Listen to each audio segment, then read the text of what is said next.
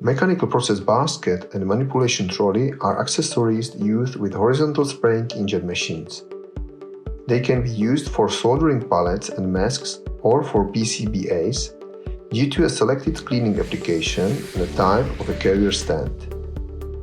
The process basket can be set to 1 or 2 level setup due to the selected version of the cleaning system.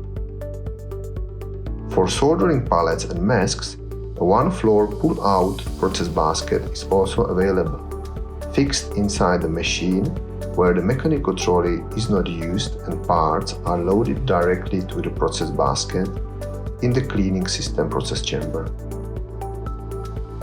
If the version of process basket with the manipulation trolley is used, it is then possible to drive basket in and out of the process chamber to the manipulation trolley and transport it to a specific place without any additional handling.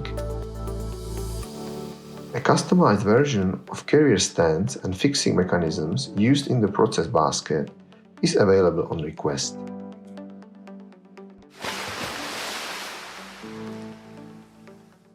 Simply better solutions.